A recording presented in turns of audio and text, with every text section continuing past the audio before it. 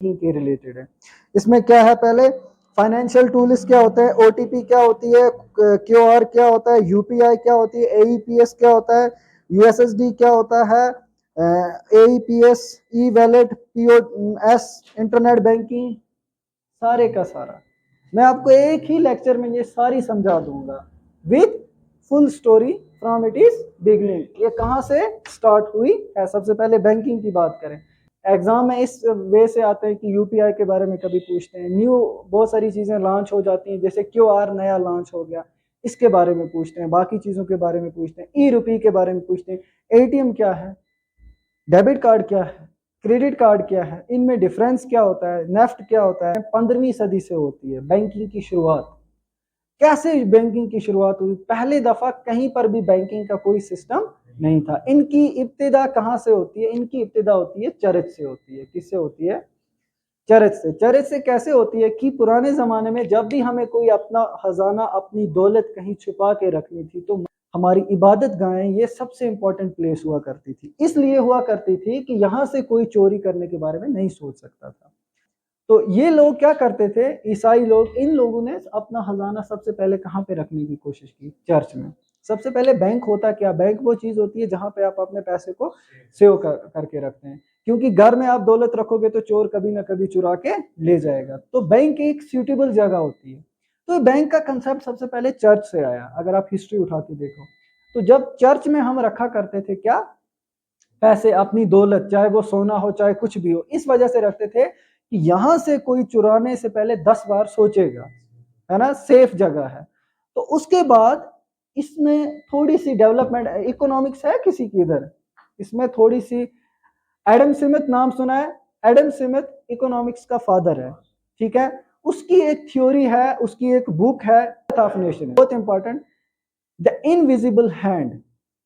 Theory का नाम है इनविजिबल हैंड, लिख लो ये, the invisible hand. The invisible hand एक थ्योरी दी है एडम स्मिथ ने अपनी बुक में। उसने इस बुक में इस थ्योरी के जरिए क्या बोला है, उसने इस थ्योरी के जरिए बोला है कि दौलत जो हमारे पास है, इसको कोई इनविजिबल फोर्स है जो मैनिपुलेट करती है। इनविजिबल का मतलब वो चीज जो दिखाई नहीं देती है। तो यहां से इसने ये जो वाला कंसेप्ट दिया था 1759 में दिया था, अगर आप लोगों को याद होगा। ताहिर को तो सब पता है इस थ्योरी के बारे में भी। तो इसने उसने, ये इकोनॉमिक्स का टॉपिक है, मैं इसकी तरफ नहीं आऊंगा, बट थोड़ा सा मैं एक लिटिल बिट आपको हिट दे दूं। तो उसने ये वाली थ्योरी दी एडम स्मिथ ने, द इनविजिबल हैंड।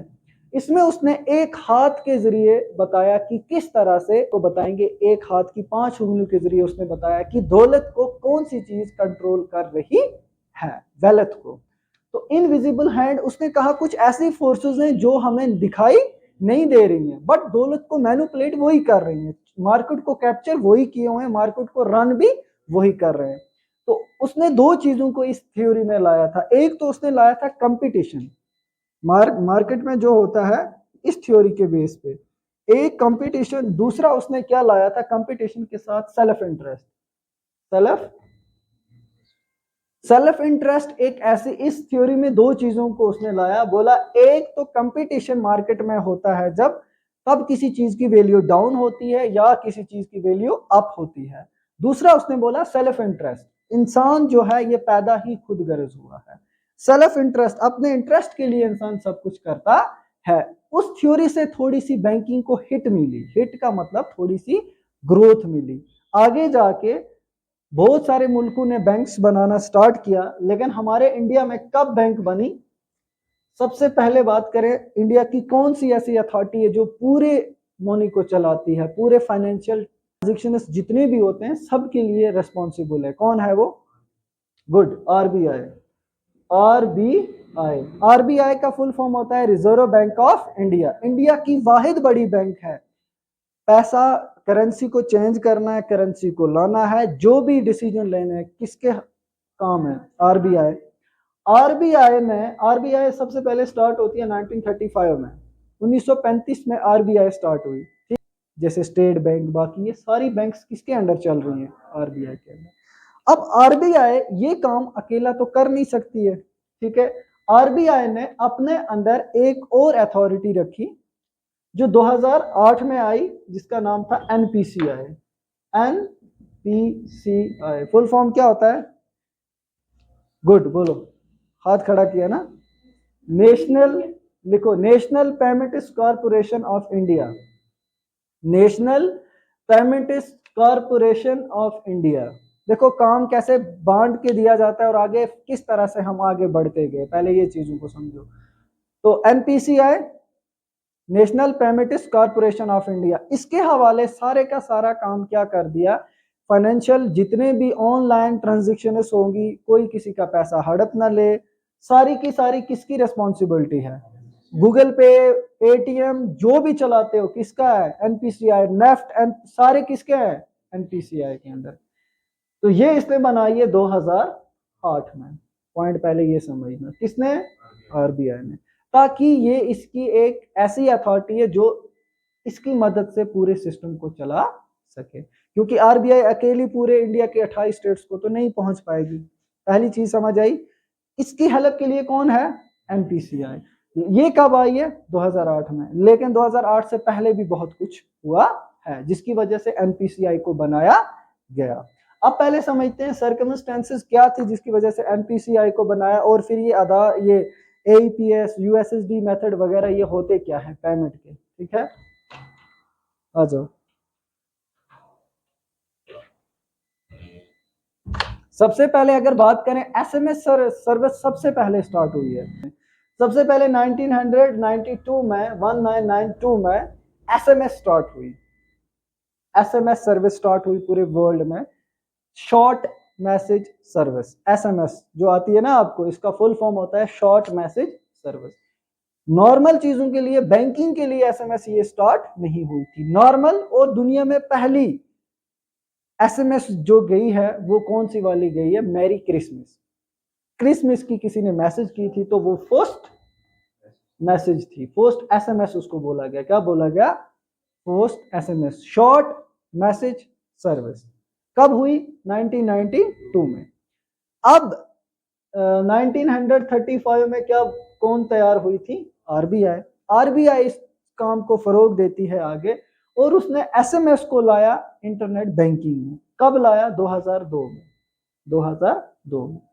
अब 2002 में उसने क्यों लाया, ये चीज को समझते हैं। तो बैंक, आरबीआई ने 2002 में पूरी बैंक्स को ये ऑर्डर किया कि वो किसी का भी अकाउंट खोलने से पहले, देखो बैंक में अकाउंट क्यों खोला जाता है? सपोज करो मेरे पास कोई अपना पैसा रखता है, पहले मैं उसका नाम पता तो लूंगा ना कि ये किसका पैसा है।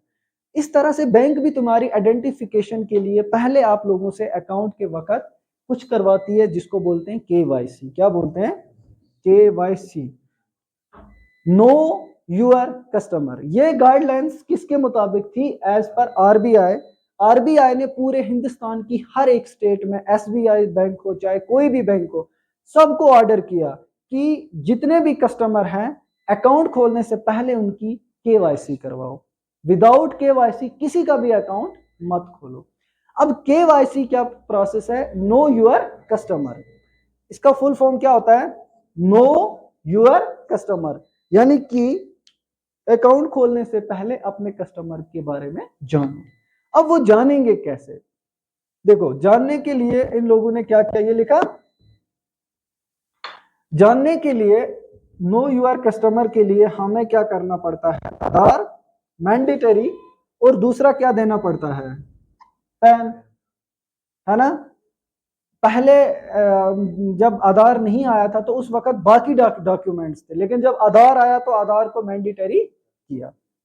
अब आधार को मैंडेटरी क्यों किया और पैन कार्ड को मैंडेटरी क्यों किया? विद, यहाँ पे तीसरी चीज होती है फोन नंबर।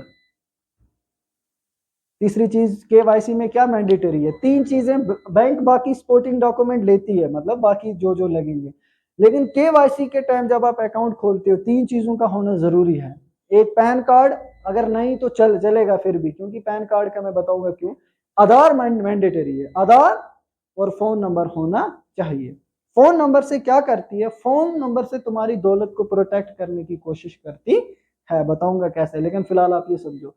आधार में आधार जो जब बना था ना हिंदुस्तान में, आधार के बारे में ये कहा गया कि ये वाहिद डॉक्यूमेंट ऐसा है जो इंसान का फुल बायोडेटा देता है। आंखों का स्कैन, हाथ की 5 उंगलियों का स्कैन किस में होता है? आधार में होता है। तो पहले क्या चीज मांगी बैंक ने? आधार। कि मुझे अगर इस बंदे को जानना है, करना क्या है? Know your customer. अगर मुझे बंदे को जानना है पर्सनली तो पहले मुझे क्या चाहिए उसका? आधार से मैं इसकी फिंगर तक इसको जान लूंगा। ठीक, फिर क्या मांगा? Pan card. पैन कार्ड किस लिए मांगा? पैन कार्ड इसलिए मांगा कि ये बंदे के पास दौलत कितनी है, क्योंकि वेल्थ के लिए पैन कार्ड लगता है। हेल्थ के लिए कौन सा लगता है? आयुष्मान कार्ड, जिसको गोल्डन कार्ड बोलते हैं। वेल्थ के लिए कौन सा लगता है? Pan card. तो फोन नंबर इसलिए देती है कि फोन नंबर के साथ इसका अकाउंट जब लिंक हम कर देंगे तो इसके बिना कोई भी दूसरा आदमी अकाउंट से पैसे नहीं निकाल पाएगा। समझ आ रही है? अब ये सिस्टम बढ़ रहा था, KYC, ये सिस्टम स्टार्ट हुआ जब, तो पूरे हिंदुस्तान में ये कहा गया कि हम बैंकों की जो भीड़ है इसको क्या कर दें? कम कर दें, क्योंकि बैंक में सबसे ज्यादा भीड़ है। आज जब ATM नहीं आया था तो आप देखना बैंक पे ईद से पहले 2 दिन जो हुआ करते हैं, इतनी भीड़ होते हैं कि लोग एक दूसरे को अगर लाइन से आगे पीछे हो जाए तो कत्ल भी कर देते हैं कि मेरी टर्न को क्यों ले लिया आपने। समझ आ रही है? उस चीज को निकालने के लिए 1965 में आई थिंक शायद ऐसा ATM कार्ड की इन्वेंशन हुई। ATM का फुल फॉर्म क्या होता है? Good, automatic teller machine. ATM plastic money, इसको क्या बोला गया? Plastic money. ATM कार्ड को बनाया गया, इसलिए बनाया गया कि हम हिंदुस्तान की बैंक से जो भीड़ है ना इसको कम करें। अब किसी को पैसे निकालने हैं, वो जरूरी क्यों है कि वो बैंक में जाएगा? वो बाहर ATM से निकाले वापस आ जाए। बैंक में तो उसको पहले विड्रॉवल लिखना है, फिर लाइन में खड़ा होना है, टाइम वेस्ट है। तो ये इसको बनाने वाले का नाम है JOHN, जॉन शेफर्ड बैरन, BARRON, बैरन। ये हिंदुस्तान का था बट USA में मुकीम था। मुकीम का मतलब क्या होता है? USA में सेटल था, बट ये एक्चुअल में कहाँ का था? हिंदुस्तान का था। इसी ने ATM की फर्स्ट टाइम खोज की। आज आपको हर एक चीज के साथ में उसकी डेट और ये बता रहा हूँ ना, ये आपका एग्जाम पॉइंट ऑफ व्यू से इंपॉर्टेंट है। हिंदुस्तान का रहने वाला था बट ये उस टाइम सेटल कहाँ पे था? US में। तो उस टाइम अभी मुझे मन से एक नाम निकल रहा है कि फर्स्ट टाइम ATM किसने यूज किया। फर्स्ट टाइम ATM यूज करने वाला एक एक्टर है हॉलीवुड का, उसने यूज किया। अब उस एक्टर का नाम मैं भूल चुका हूँ। फर्स्ट टाइम ATM उसी ने यूज किया है, इसलिए हिस्ट्री में भी लिखा गया कि फर्स्ट टाइम ATM किसने यूज किया। इसने एक ऐसी मशीन बनाई जिसके जरिए हम एक प्लास्टिक कार्ड को देते हैं और पैसा निकल जाता है। अब ये कार्ड को लेके सबसे बड़ा तसादम हुआ है बैंकिंग सिस्टम में ATM कार्ड को लेके। देखो ATM कार्ड को लेके क्यों हुआ।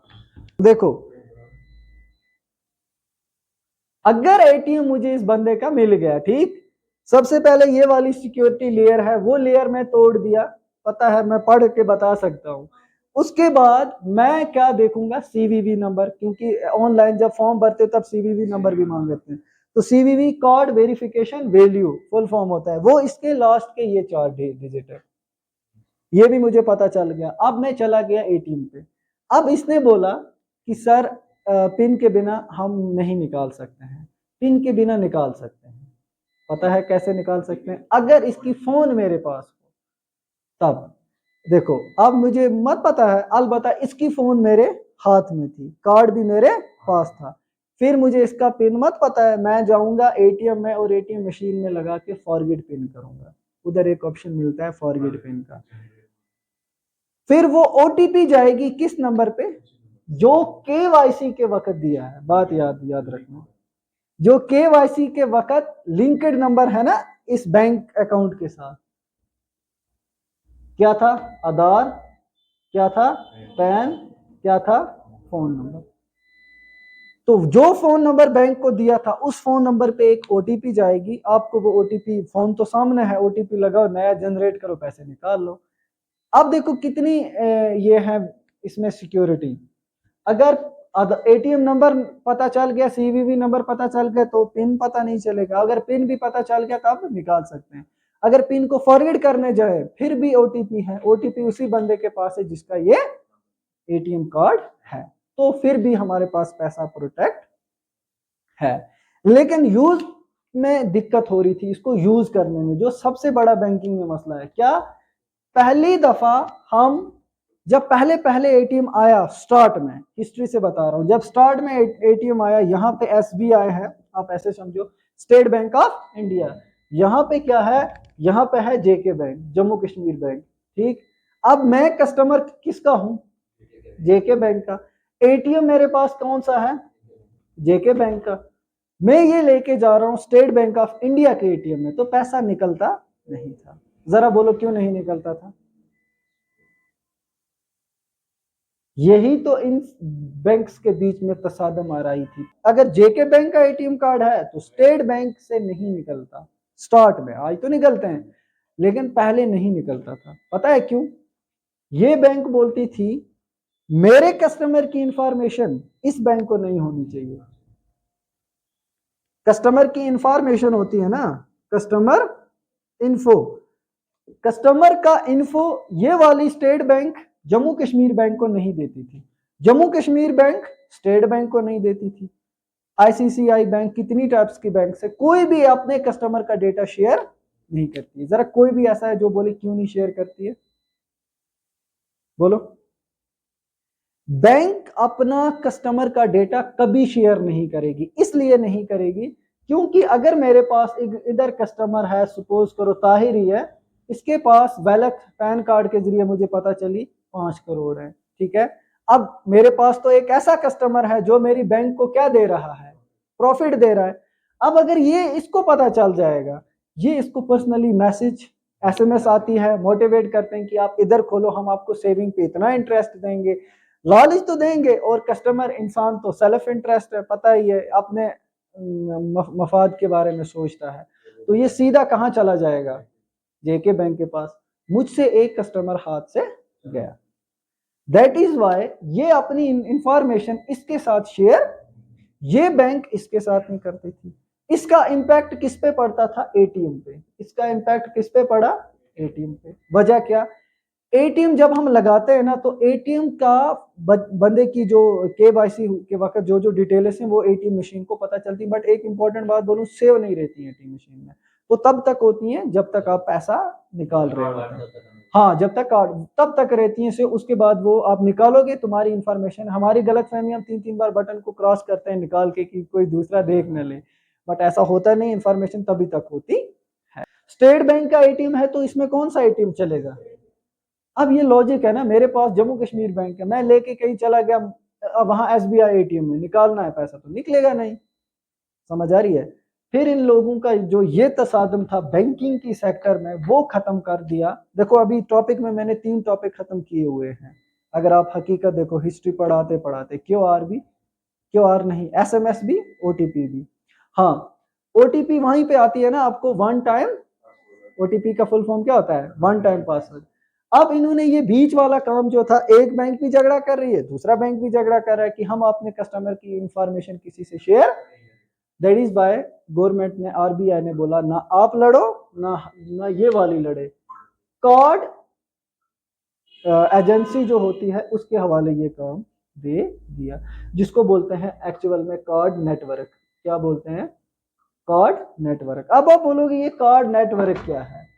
हर एक एटीएम के ऊपर लिखा होता है मास्टर कार्ड है, और क्या होता है? बोलो, वीजा, और क्या होता है? वेरी गुड, रुपी, है ना, लिखे हुए होते हैं एटीएम पे, देखना एक बार। ये क्या है? ये कार्ड नेटवर्क है, ये कोई बैंक। ये कार्ड नेटवर्क, मास्टर कार्ड एक इतना बड़ी ऑर्गेनाइजेशन है यूएस की। वीजा भी किसका है? यूएस की। रुपी हमारे हिंदुस्तान का है। गुड, रुपी कहाँ का है? हिंदुस्तान का है।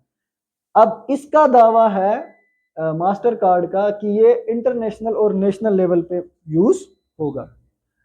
इसका भी दावा है कि इंटरनेशनल और नेशनल लेवल पे यूज हो सकता है।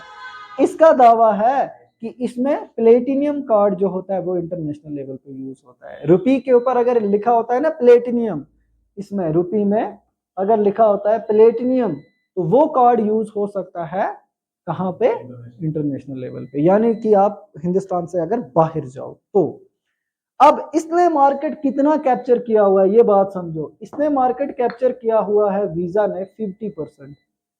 50% जो भी एटीएम बनते हैं कौन बनाता है, आपके भी इस पे लिखा होगा मास्टर कार्ड या वीजा, तो 30% कौन बनाता है, यूएस वाले मास्टर कार्ड वीजा कितने 50%, बाकी जो बचा तो 20% मार्केट कैप्चर हमने किया हुआ है, यानी 20% लोगों के एटीएम कार्ड हम बनाते हैं।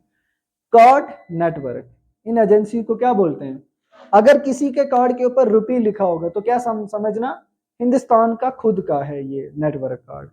अब ये वाले कहाँ पे हैं, यूएस बेस्ड है। इंफॉर्मेशन इनके पास से होती है ना अब किसी एक बैंक के पास ना दूसरी बैंक के पास।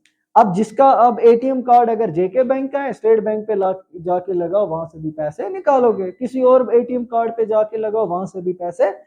इंफॉर्मेशन इस बैंक के साथ इसकी नहीं शेयर होगी, इसकी इसके साथ नहीं होगी। बीच में जो काम है इसको फॉलो करने वाला वो कौन सा है, कार्ड नेटवर्क। उसमें कौन आता है, मास्टर कार्ड, वीजा, रुपी, इनके पास इंफॉर्मेशन है। अब आप बोलोगे ये फ्री में थोड़ी ही दे रहे हैं, ये क्यों हमारे इतने नौकर हैं। एटीएम चार्जेस जो होते हैं वो इन्हीं को जाते हैं। एटीएम के जो चार्जेस होते हैं ना वो भी कौन लेते हैं, यही। इसी तरह से ये अपनी वेल्थ को आगे बढ़ाते हैं, इसीलिए ये हर महीने से महीने पता नहीं 50 करते हैं, कितने करते हैं 51। बात करते हैं नेफ्ट की और आरटीजीएस की। देखो आरटीजीएस का फुल फॉर्म होता है real time gross settlement. RTGS का फुल फॉर्म होता है real time gross settlement. Real time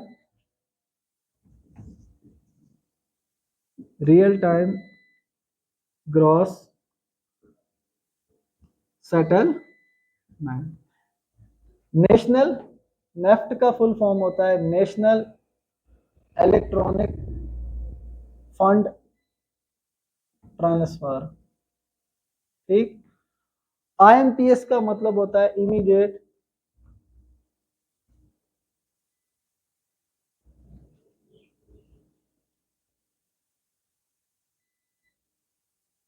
payment system. जो ये है ये 2004 में स्टार्ट हुआ, जो ये है ये 2005 में स्टार्ट हुआ, जो ये है 2010 में, आई थिंक 10 में स्टार्ट हुआ। कौन सा वाला, आईएमपीएस। अब इनको लॉन्च करने वाली एजेंसी ये आरबीआई कर रही है, ये भी कर रही है आरबीआई, इसको कर रही है एनपीसीआई। ये क्या है, these are the payment systems, payment methods, कि किस तरह से पेमेंट को ट्रांसफर किया जाता है from one account to another account. ये पहले जमाने में 2000 की वक्त की बात करता हूँ। पेटीएम तो 2010 में आया, जीपे 2017 में आया, फोन पे 2015 में आया, मतलब ये एक एवोल्यूशन है। लेकिन स्टार्ट में क्या था हमारे पास, आरटीजीएस। अब आरटीजीएस और इसमें फर्क क्या है, इसमें रियल टाइम जहां जब पैसा सेंड किया तभी का तभी पैसा पहुंच जाएगा, इसमें भी जब पैसा सेंड किया वैसे का पैसा पहुंच जाएगा। नेफ्ट में पैसा ऐसे नहीं पहुंचेगा, नेफ्ट में पैसा पहुंचता है इन बैच। अब तीनों को लिख लो। तीसरा इसमें होता है रियल टाइम, इसमें होता है बैचेस में, इसमें भी होता है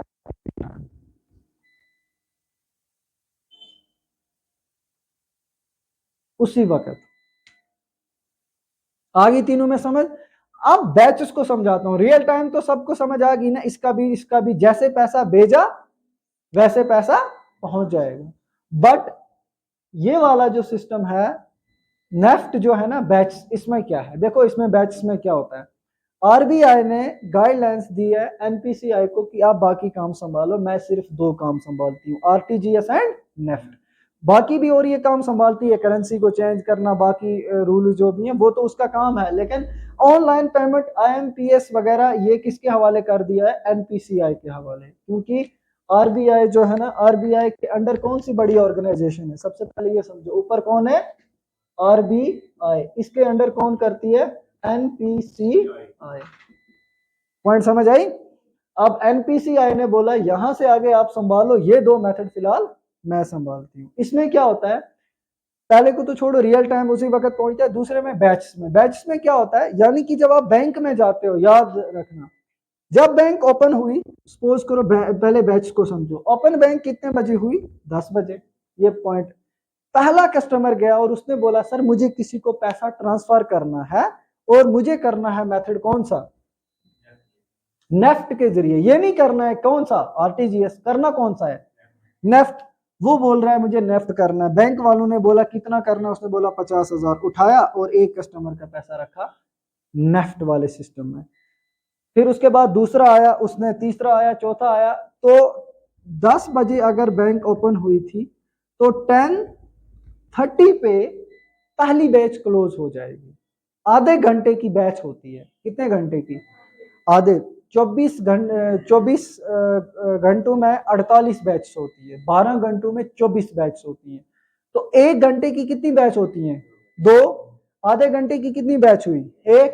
और एक बैच ये देखते रहे, 10 बजे एक आया ताहिर, इसने दे दिया, इसने दे दिया, इसने दे दिया, रुखसाना ने, इसने भी नेफ्ट करवाया, इसने भी नेफ्ट करवाया, आबिद ने। तो टोटल मिला के कितने आदमी यहाँ पे हुए?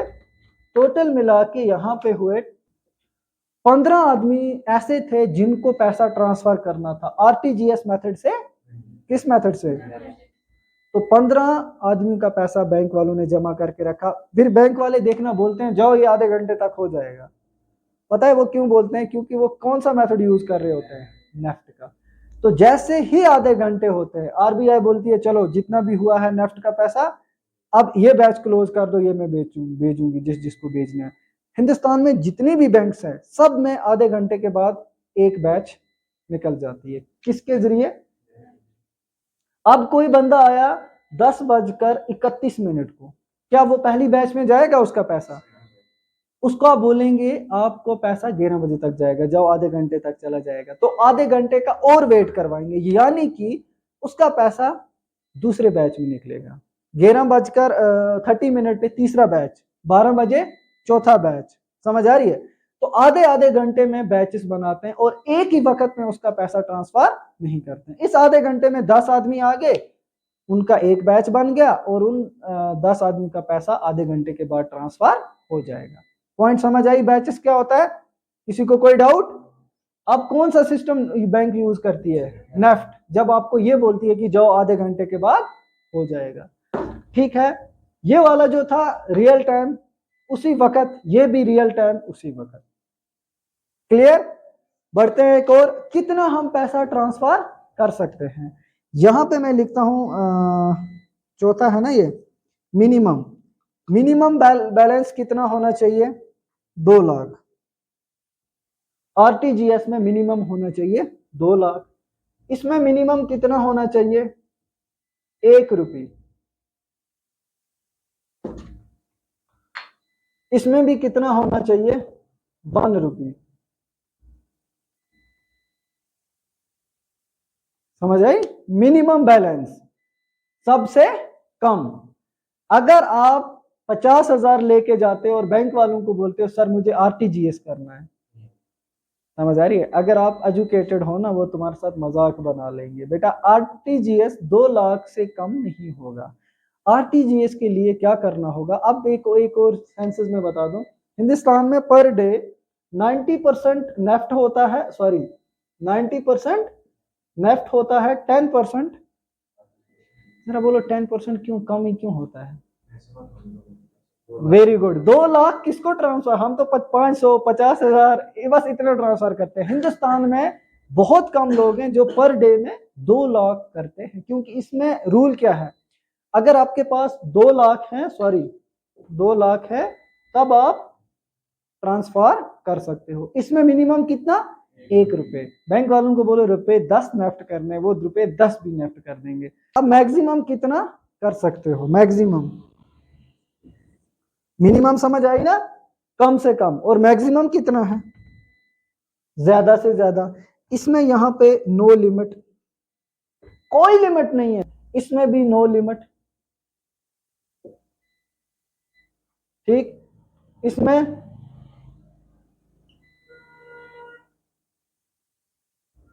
2 लाख तक, समझ आ रही है? तो कुछ इस तरह से आप पैसा यहां से ट्रांसफर कर सकते हो। इतनी समझ आई मिनिमम। अब थोड़ा सा और बढ़ते हैं आगे इसी टॉपिक को कंटिन्यू करते हुए। ये वाला क्या है, कितने पॉइंट पे हम पहुंचे हैं? 5, 7th पॉइंट यहाँ पे 6। अच्छा 6 पॉइंट यहाँ पे अकाउंट का होना जरूरी है। अकाउंट फ्रॉम बोथ साइड्स, भेजने वाले को भी अकाउंट होना चाहिए और रिसीव करने वाले को भी, इधर भी बोथ साइड्स, ठीक। मगर इधर सेंडर जो होता है ना, अगर उसके पास अकाउंट ना भी हो बैंक में, 50,000 रुपए तक वो किसी को कितने हुए 5,000 50,000 50,000 रुपए तक किसी को वो विदाउट अकाउंट सेंड कर सकता है। लेकिन अगर वो बोलेगा सर मुझे किसी को 55,000 रुपए सेंड करने हैं, बैंक वाले बोलेंगे पहले अकाउंट खोलना है। विदाउट अकाउंट सेंडर जो होता है, रिसीव करने वाले के पास अकाउंट होना ही होना चाहिए। यहां किसकी बात हो रही है? सेंडर के पास कितना होना चाहिए, सॉरी सेंडर कितने तक भेज सकता है? 50,000 तक विदाउट अकाउंट भेज सकता है सेंडर, विदाउट अकाउंट। अगर उसके पास अकाउंट बैंक में ना भी होना, वो कैश लेके जाए तो भी 50,000 रुपए तक वो भेज सकता है। लेकिन 50,000 से अगर ज्यादा भेजेगा तब उसको अकाउंट खोलना पड़ेगा। रिसीवर के पास तो अकाउंट होना ही होना चाहिए। अब बात करते हैं ऑफलाइन ऑनलाइन। ये बहुत है, ऑफलाइन प्लस ऑनलाइन दोनों है ये भी ऑफलाइन प्लस ऑनलाइन। बात आई समझ? जो ये वाला है ना, थर्ड वाला, इसमें ओनली ऑनलाइन। आगे तीनों में समझ। AEPS का फुल फॉर्म होता है AEPS, आधार एनेबल पेमेंट सिस्टम। अगर ये क्वेश्चन आ जाता है एग्जाम में कि AEPS सिस्टम को डिफाइन करो, AEPS कौन सा मेथड होता है पैसा ट्रांसफर करने का? ये भी एक मेथड होता है पैसे को ट्रांसफर करने का। तो अपने वर्ड्स में कैसे डिफाइन करोगे? देखो, ये एक ऐसा मेथड है जिसके जरिए हम पैसे को ट्रांसफर करते हैं without phone, without internet, with the help of only Aadhaar card, with the help of only, without phone. क्योंकि हम फोन पे तो सारा पैसा ट्रांसफर करते हैं। आपके माइंड में तो यही आएगा ना AEPS में फोन से भी कर सकता हूं ना। इसके लिए क्या होना चाहिए? आधार, ओनली आधार। ये कहां पे यूज होगा पहले ये समझो। मॉल होते हैं, वहां पे आप चले गए और आपके पास फोन खो गई और वैलेट भी खो गया, बटुआ जो तुम्हारा होता है ना वो भी खो गया और फोन भी खो गया। तो पैसा आजकल लोग कहां पे रखते हैं? या तो बटुए में या तो फोन में। अब दोनों चीजें खो गई, आपने सारा 5-6 हजार का सामान लिया, अब बाहर आए बोला सर ये तो खो गया, अब क्या करूं? आप फंस गए ना। वो छोड़ेगा क्या? है ना, सामान वापस नहीं देंगे, वो नहीं छोड़ेगा। हो सकता है आपने खोला होगा, अनपैक किया होगा, कोई ना कोई इशू, वो तो नहीं देगा क्योंकि 5,000 उसको लेने हैं, वो तो बहाना कोई ना कोई पकड़ेगा।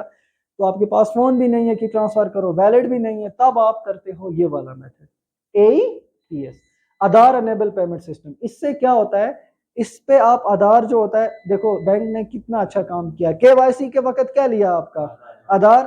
तो वो आधार फेच कर दिया। अब आधार के डिजिट लिखे, या तो 8 या तो पूरे 12, आपका फिंगर लगाया, फिंगर UDI पोर्टल पे ऑलरेडी रजिस्टर्ड होता है। फिंगर लगाया, तुम्हारे अकाउंट से 5,000 रुपए निकल गए। ये वाला मेथड कौन सा हुआ? AEPS। क्या फोन का इस्तेमाल करना पड़ा? ना। बटुए में से पैसे देने पड़े? ना। कौन सा वाला सिस्टम था? AEPS, है ना। इसीलिए बोलते हैं कि हम अपनी फिंगर कभी किसी को ऐसे ना, रबड़ वाली फिंगर भी किसी को नहीं देनी चाहिए। क्यों? जब तक हम उसके बारे में जाने ना, क्या पता वो वाली फिंगर लगाए, आधार के 8 डिजिट लगाए या 12 डिजिट, और तुम्हारे अकाउंट से पैसा खत्म। ये था AEPS। नहीं वो फिर बाद में वो तो फिर बाद में पकड़ ही जाते हैं।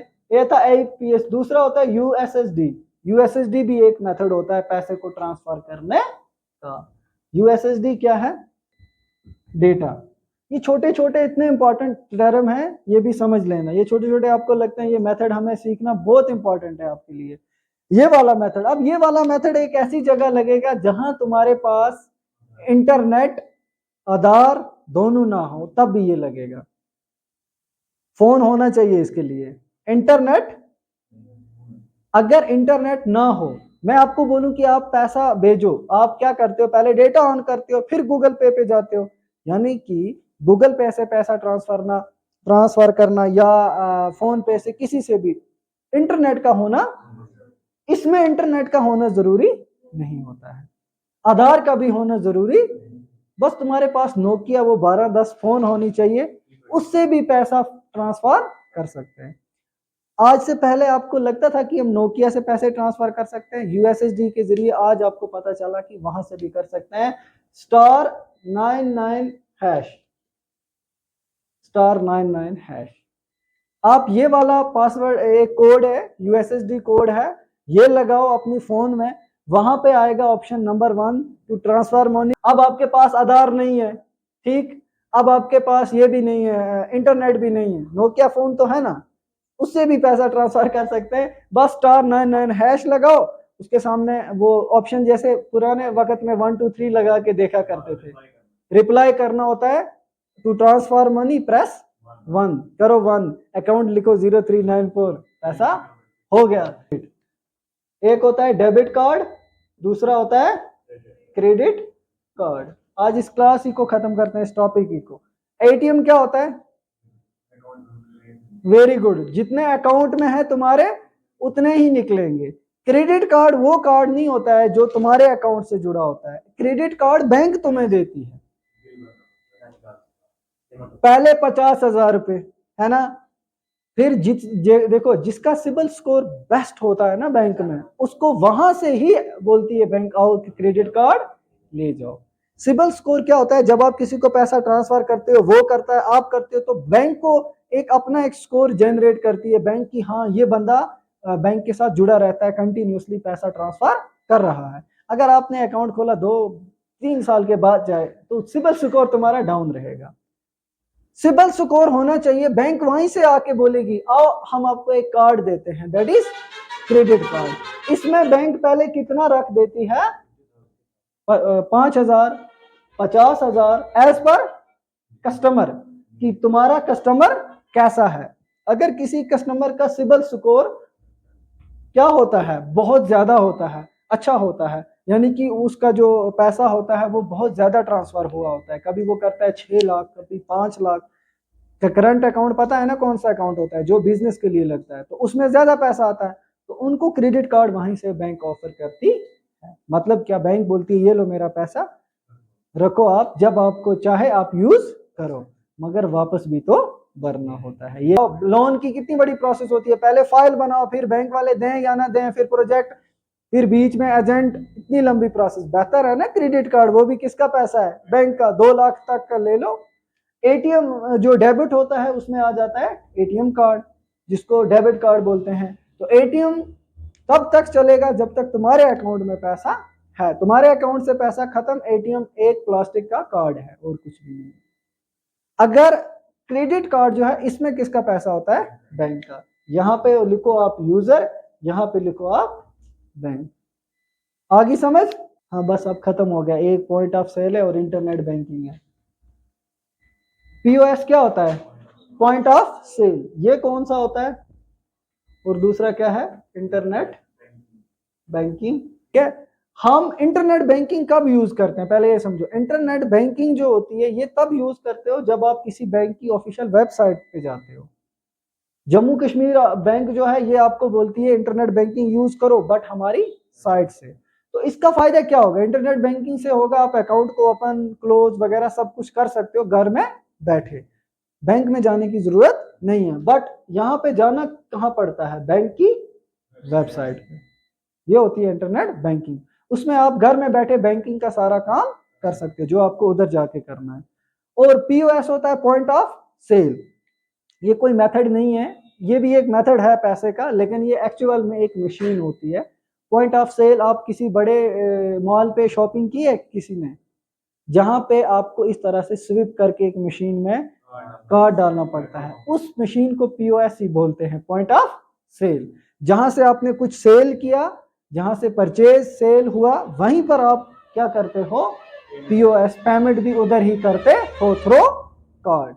ऐसे करके स्विप कर दो, क्या हो गया, पेमेंट कट गई तुम्हारे अकाउंट से, और उतनी ही पेमेंट कटेगी जितनी वो वहां पे टाइप करके रखेंगे, क्योंकि आपको बोलेंगे 5,000 के लिए, वो लिखेंगे 5,000, फिर बोलेंगे चलो अपना अकाउंट ये स्विप कर दो कार्ड। तो आप कार्ड को स्विप करते हो ना, तो वो वाली जगह जो होती है उसको पीओएस बोला जाता है, पॉइंट ऑफ सेल। अब last but not the least date सबकी लिख लो, 2021 में मेरा सबसे फेवरेट मेथड यही वाला है। अगर बाकी देखें ना गूगल पे शूगल पे, ई रुपी मुझे सबसे इंटरेस्टिंग लगता है इसमें और सबसे अच्छा लगता है। ई रुपी 2021 में मोदी जी ने स्टार्ट किया टू एबॉलिश करप्शन, करप्शन को खत्म करने का उसने ये स्टेप उठाया था, बट कुछ हद तक, क्या काफी हद तक ये सही है, बात समझना। आरबीआई ने ई रुपी का कंसेप्ट स्टार्ट किया 2021 में, कब किया, अब ई रुपी क्या है, ई रुपी में आपको पैसे नहीं दिए जाते हैं। अब एक फार्मर है, वो बोल रहा है मुझे 50,000 रुपए की लोन चाहिए, कितना, 50,000 रुपए का मुझे पैसे चाहिए, इमदाद चाहिए, गवर्नमेंट को बोलता है मैं अपने फर्टिलाइजर पेस्टिसाइड्स खरीद लूं, खाद वगैरह ना। गवर्नमेंट ऐसे थोड़ा ही, आप क्या पता है वो पैसा निकाल के आप शॉपिंग करो, वो पैसा निकाल के आप घर में कुछ और करो काम, है ना। तो इस कॉन्सेप्ट का मतलब क्या था, ई रुपी जिस चीज के लिए दिया है वही चीज मिलेगी। देखो ये आता कैसे है, ये पैसा आता है तुम्हें क्यूआर में प्लस एसएमएस में। छोटी फोन है तुम्हारे पास तो पैसा पहुंचेगा एसएमएस में, वो एसएमएस आपको शो करवानी है, कहां पे जाते हैं। सपोज करो मैं यहाँ पे इसको समझाने के लिए फार्मर की एग्जांपल देता हूँ। एक फार्मर है, उसको कितने चाहिए, 50,000, वो गवर्नमेंट से बोलता है मुझे 50,000 दे दो, गवर्नमेंट बोलेगी चलो हम आपको 50,000 रुपए देंगे, मगर किस मेथड के जरिए देंगे, ई रुपी दिया, उसको फोन पे पहुंचेगा क्यूआर कोड, 50,000 उसके अकाउंट में ट्रांसफर। अब करप्शन मोदी जी ने कैसे खत्म करने की कोशिश की, इस तरह से कि ये 50,000 अगर एक वो मकान बनाने के लिए क्या बनता है, मकान बनाने के लिए गवर्नमेंट पैसा देती है ना 1 लाख, आई वाई कैश, वो आई वाई कैश अगर 1 लाख का होता है ना, वो फिर आके वो बेचारा जो होता है किसान 70,000 पहुंचता है, 30,000 बीच में से डिपार्टमेंट उड़ा लेती है, कभी वो वीएलडब्ल्यू को देता है, कभी किस अफसर को बोलता है, हाँ जेई वगैरह को, हो गया ना खत्म। अब ये वाला क्या है, 50,000 रुपए अगर इसको अप्रूव हुए, हाई ऑफिशियल है वो तो लेंगे। अब मोदी जी ने बोला ऐसा नहीं, सीधे का सीधा कहाँ आएगा, तुम्हारे अकाउंट में, but in the form of और एसएमएस। छोटी फोन है तो एसएमएस, वरना क्यूआर, एक क्यूआर कोड आपके फोन में आ जाएगा। अब आप बोलोगे अबे ये क्यूआर आ गया है, 50,000 मुझे लेने थे, अब मुझे करनी है शॉपिंग, चला गया आप कहाँ पे, मॉल में, उधर की शॉपिंग, 50,000 बराबर की शॉपिंग, ठीक है, काम भी नहीं करना, क्यूआर है। जो उस मॉल के ओनर होते हैं जो स्कैन करते हैं, वो स्कैन करेंगे, उनको नहीं निकलेंगे। पता है क्यों, क्योंकि ये किस लिए दिए हुए हैं, खाद वगैरह के लिए। तो इसको जाना है किस दुकान पे, खाद के, वहां से खाद शाद खरीदनी है, फिर उनको दिखाना है क्यूआर, वो अगर स्कैन करेंगे, क्यों, क्योंकि आरबीआई ने एक क्यूआर कोड ऑटोमेटिकली किसको भेजा होता है, खाद वालों को, एक किसके पास होता है, हाँ, इसलिए किसान भी फजूल खर्ची से बचता है, सारे फजूल खर्ची से बच गए। मेडिकल हेल्थ, मेडिकल के लिए दिया तो कहाँ स्कैन होगा ये, only in A hospital. Hospital वाले अगर इस क्यूआर को स्कैन करते हैं तो पैसा निकाल सकते हैं, अगर स्कैन बाकी कोई जगह करो तो ये पैसा नहीं निकलेगा। क्यूआर का फुल फॉर्म क्या होता है,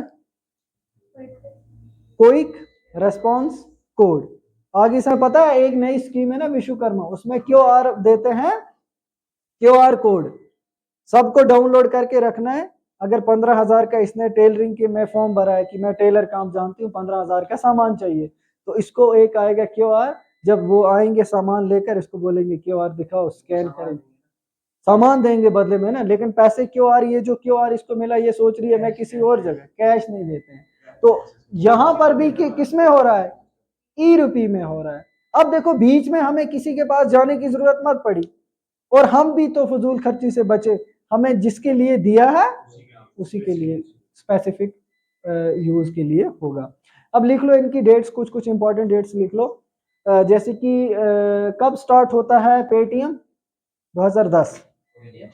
पेटीएम 2010 पेटीएम स्टार्ट हुआ। पेटीएम कितने लोग यूज कर रहे हैं इधर, करते हो कौसर, नहीं करते हो, 2010, ठीक है। और गूगल पे सॉरी फोन पे 2015, फोन पे 2015, OTP system 2006, OTP system one time password 2006, और गूगल पे 2017, गूगल पे 2017। यूपीआई, यूपीआई का फुल फॉर्म क्या होता है, यूनिफाइड पेमेंट इंटरफेस। यूपीआई 2000, बोलो जल्दी, 2016, 2016।